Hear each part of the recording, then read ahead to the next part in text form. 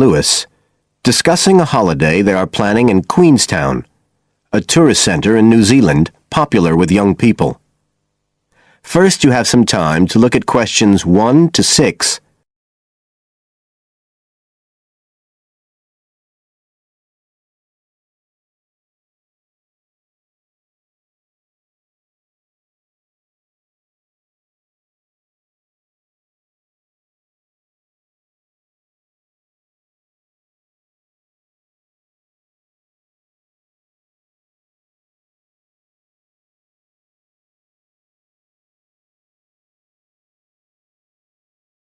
Now we shall begin. You should answer the questions as you listen, because you will not hear the recording a second time. Listen carefully and answer questions 1 to 6.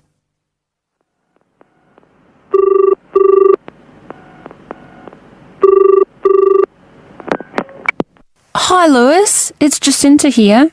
Oh, hi, Jacinta. I was just going to call you. I was thinking we ought to do something about accommodation for our trip to Queenstown. Yeah, actually, that's just why I rang you. I've been looking on the internet. There was one place that looked okay called Traveller's Lodge, but when I checked availability for January, when we're planning to go, I found it was fully booked. Right. Well, we'd better do something now, I suppose. I've actually got a list up here on the computer. There's one place called Bingley's that looks possible. It's $1975 a night. That's US dollars. They quote all the prices in US dollars. So that's about 26 or 27 New Zealand dollars. That's okay. That'll be in a dormitory, is it? Yeah, they say 8-bed dorms, and the hostel's right in the town centre, and they've got a cafe. They have theme nights every weekend, whatever that means. Oh, you know, like certain sorts of food and music. And people might wear special clothes like that Egyptian evening we went to last year. Oh, okay. What else? They've got a sun deck area, and then all the usual things, internet access and so on. Sounds good. Was there anywhere else? Yeah, a couple more places. There's one called Chalet Lodge, which is just 18 US dollars. That's for a bed in a 12-bed dorm. They do single and family rooms as well.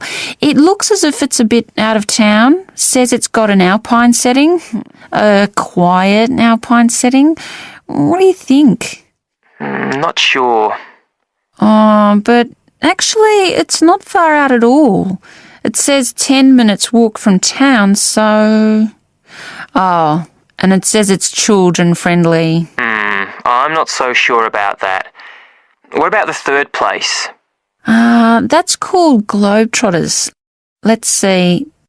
They do private rooms or 5-bed dorms for $18.50. It's in the centre, just by the lake, and that includes breakfast. Didn't the other two? I don't think so. They didn't mention it, so probably not. Oh, and it says something about a free skydive. Wow. Don't know if I'm all that keen on jumping out of aeroplanes. Oh, actually, what it says is you can win a chance to do a skydive. They give one away every day to one of the guests. Well, if I win it, you can do it. Anyway, do they have room? Yeah, I checked the availability. Shall I go ahead and book there then? Fine. You now have some time to look at questions 7 to 10.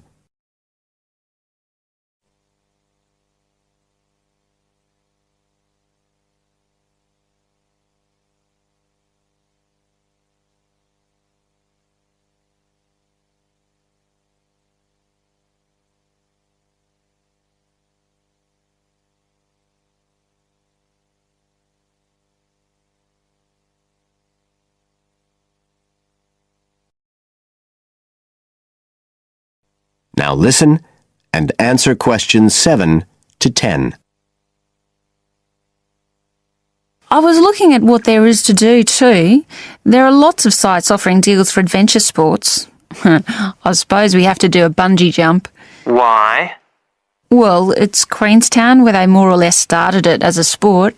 You can, if you really want to jump off the side of a bridge with an elastic rope tied round your ankles. I'll watch. Okay, so what do you want to do? As far as adventure sports go, I was talking to someone who went whitewater rafting there. He said it was really awesome. They drive you up the Shotover River and then you come down on a rubber raft through the whitewater rapids where the river's really narrow and fast and end up going through a tunnel nearly 200 metres long. I think it's quite expensive though. Oh, I'm on for that if you are. Cool. The other thing you can do is the jet boat ride. That sounded just a lot of noise though. It's basically just whizzing round on the river on a very fast boat, isn't it? My friend did that as well. He said it was a bit touristy, but worth it. I'll give it a go. You go right up the river canyon. He said the drivers were really skillful, but I don't mind going on my own. But there's lots to do as well as the whole commercial adventure bit. We ought to do some trekking. The scenery around there's amazing. I don't want to miss that.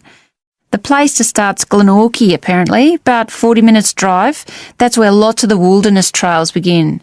Okay, I'll pack my walking boots. I'd better start getting in training. I haven't done anything except sit at my desk for months. Now, is there anything else we need to decide? That is the end of part 1. You now have half a minute to check your answers.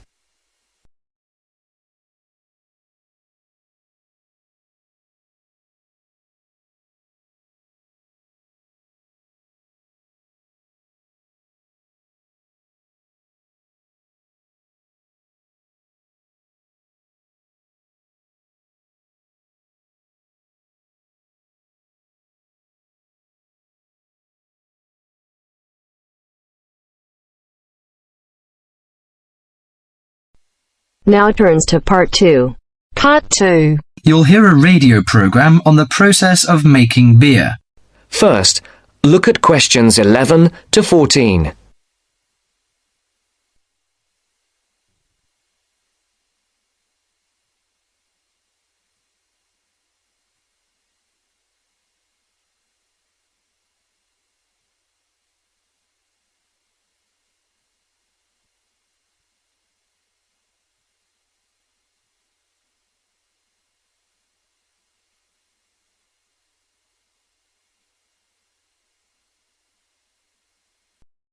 Now listen carefully and answer questions 11 to 14.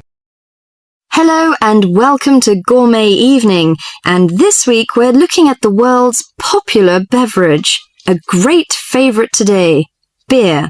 And in the studio to tell us all about it is Clark Maxwell. Beer is one of my personal favourite beverages, and I've got a number of facts, tips and trivia about beer to share with you. So, who invented beer and when? What is beer made of? Actually, historians are not entirely sure when beer was invented, but they guess that beer was created accidentally by early nomadic tribes roughly 10,000 years ago. The 4 primary ingredients are malt, hops, yeast and water. Malt, which gives the beer a sweet taste, is made from barley soaked in water until its husks open and sprout. The sprouts are then dried and crushed. The small flowers of the hops vine are added partly because they taste bitter, helping balance the sweetness of the malt. Hops prevent the growth of bacteria that can spoil beer. Yeast is responsible for fermentation, which creates the alcohol and carbonation. Beer makers sometimes use additives or substitutes for malt or hops. Substitutes such as corn or rice can make a beer lighter or cheaper to produce. Before the broadcast continues, look at questions 15 to 20.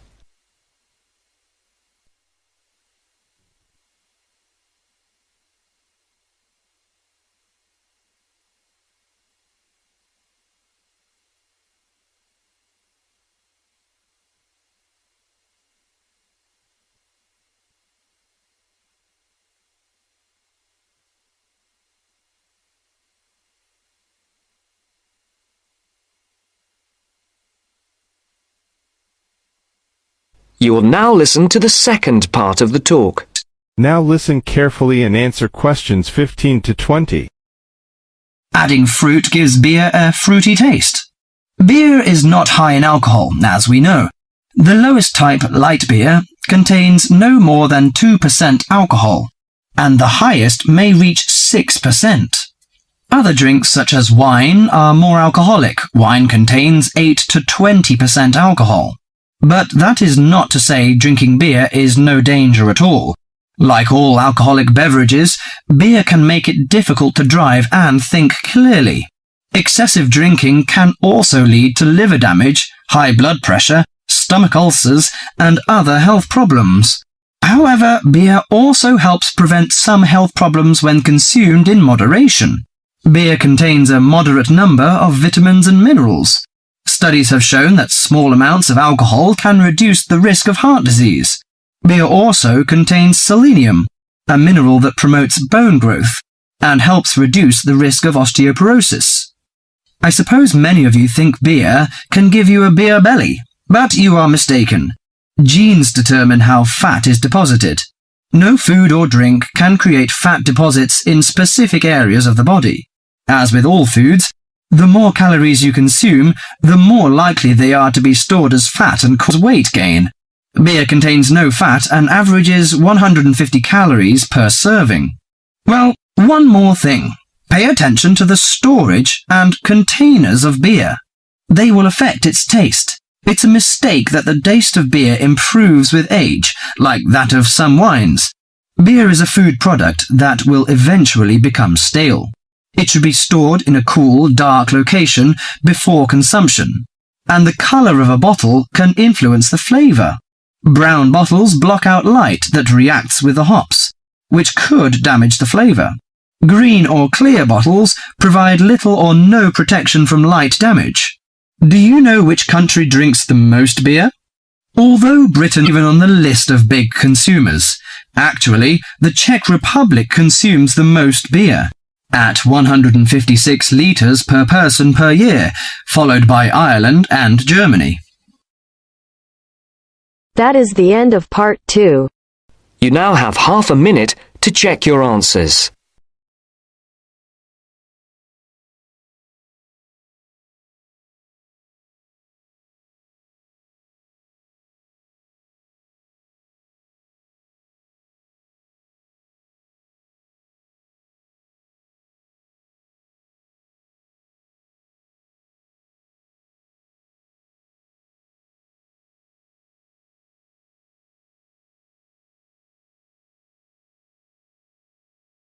Now turns to part 3. Part 3. You will hear Peter Walsh being interviewed for a job. Listen and choose the correct answer for each question. First, you have some time to look at questions 21 to 25.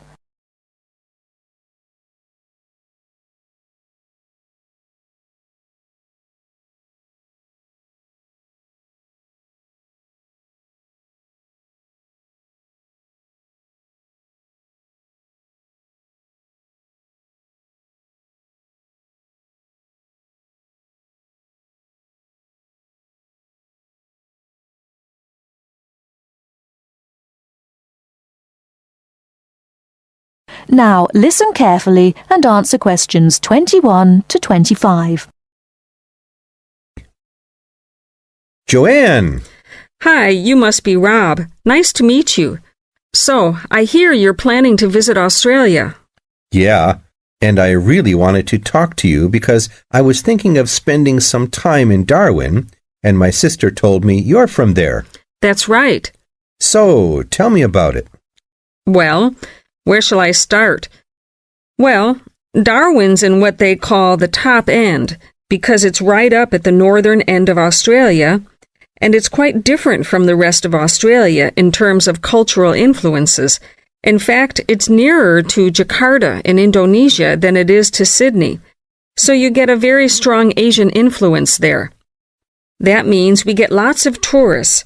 People from other parts of Australia are attracted by this sort of international cosmopolitan image. And as well as that, we've got the same laid-back atmosphere you get all over Australia. Probably more so, if anything, because of the climate.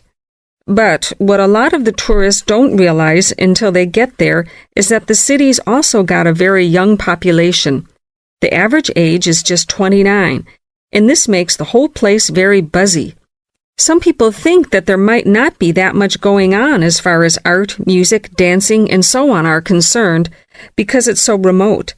I mean, we don't really get things like theater and opera in the same way as cities down in the south, like Sydney, for example, because of the transport expenses.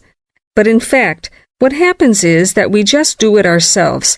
Lots of people play music, classical as well as pop, and there are things like artist groups and writers groups and dance classes. Everyone does something. We don't just sit and watch other people. You said it's very international. Yeah, they say there are over 70 different nationalities in Darwin. For instance, there's been a Chinese population there for over 100 years. We've even got a Chinese temple. It was built way back in 1887, but when a very bad storm, a cyclone in fact, hit Darwin in the 1970s, it was almost completely destroyed. The only parts of the temple that survived were part of the altars and the stone lions, but after the storm, they reconstructed it using modern materials. It's still used as a religious center today, but it's open to tourists too, and it's definitely worth going to see it. Oh, and as far as getting around goes, you'll see the places that advertise bicycles for hire, but I wouldn't recommend it. A lot of the year, it's just so hot and humid. Some tourists think it'll be fine because there's not much in the way of hills and the traffic's quite light compared with some places, but believe me, you're better off with public transport. It's fine and not expensive. Or you can hire a car, but it's not really worth it. What's the swimming like? Well, there are some good beaches, but the trouble is that there's this nasty creature called the box jellyfish, and if it stings you, you're in bad trouble. So you have to be very careful most of the year, especially in the winter months. You can wear a lycra suit to cover your arms and legs, but I wouldn't like to risk it even so, personally. And there are the saltwater crocodiles, too. I mean, I don't want to put you off. There are protected swimming areas netted off where you'll be safe from jellyfish and crocs, or there are the public swimming pools. They're fine, of course. Before you hear the rest of the talk, you have some time to look at questions 26 to 30.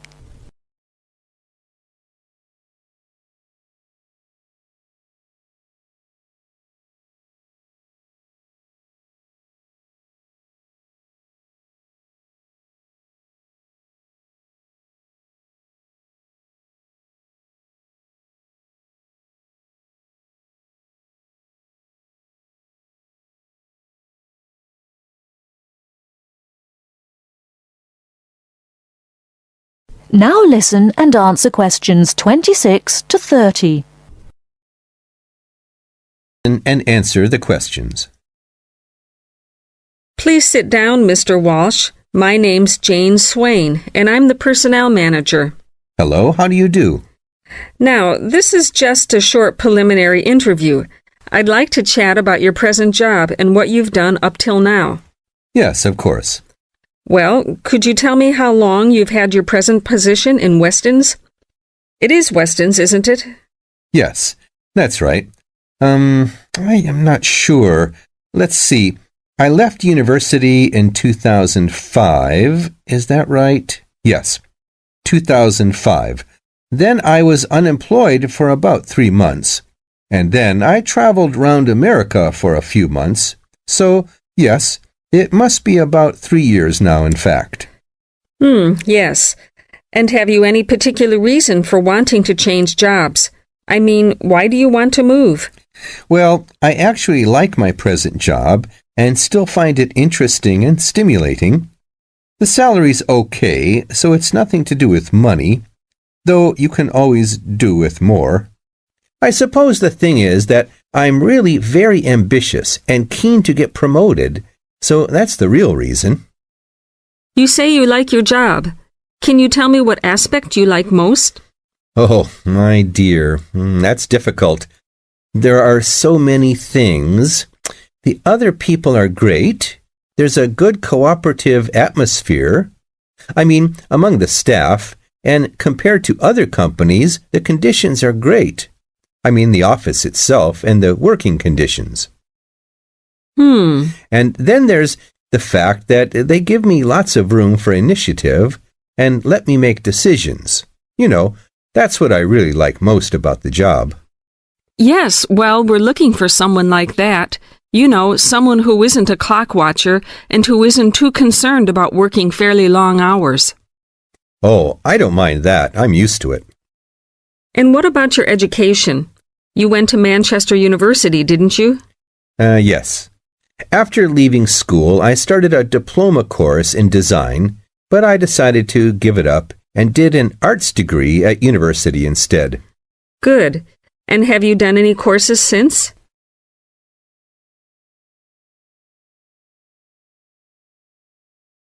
That is the end of part 3. You now have half a minute to check your answers.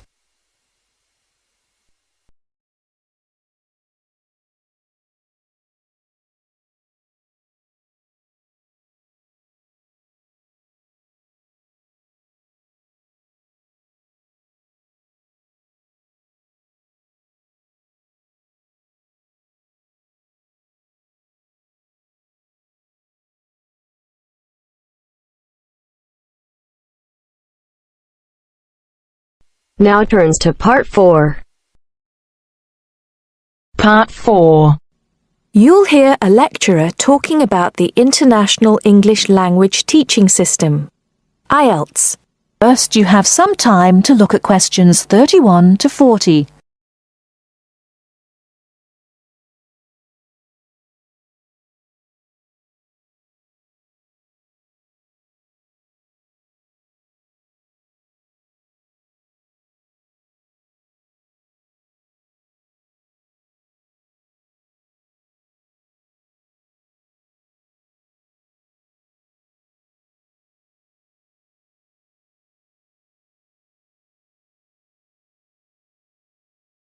Now, listen carefully and answer questions 31 to 40. Hello everyone. Now, the International English Language Testing System exam, or IELTS as it's better known, is one of the most successful and popular English language exams in the world today. What we're going to look at now is the history of IELTS and how it came to be so successful. The story starts back in the 1960s when the British Council created an exam called EPTB to test international applicants wanting to study at universities and colleges in the UK. EPTB, by the way, stood for English Proficiency Test Battery. Strange name, I know. This exam mainly used multiple choice questions and by the end of the 1970s was considered a little old-fashioned. So, in 1980, it was replaced by IELTS, the English Language Testing Service. This new exam was much more modern in approach. It was much more communicative, for example, and was intended to reflect how language was used in the real world, particularly in the academic context of universities and colleges. However, during the 1980s, the number of candidates taking the test was quite low. For example, only 4,000 people took the test in 1981. It's true that this had risen to 10,000 by 1985, but if you compare that to the number of candidates who take IELTS each year these days, more than 1 million, you can see why they considered it to be quite small. There were also some practical problems with the test. So, in 1987, it was decided to conduct a review, leading to a revised version of the exam. This was introduced in 1989 under its new name, IELTS. Over the next few years, the number of candidates increased rapidly. In 1995, there were over 43,000 candidates, and it was possible to take the test in any one of 210 test centres around the world. 1995 was also the year of the next revision to the exam, which simplified the reading module and also improved exam administration. Further minor changes followed. The speaking module was altered in 2001, and the criteria for marking the writing tasks were revised in 2005. In the same year, a computerised version of the exam was offered at certain test centres. 2003 was a milestone for IELTS, as it was the year when the number of candidates went over 500,000 for the first time. There's no doubt that today, with, as we said, a candidature more than double what it was back in 2003, IELTS is a major player in the highly competitive industry of English language examinations. That is the end of section 4. You now have half a minute to check your answers.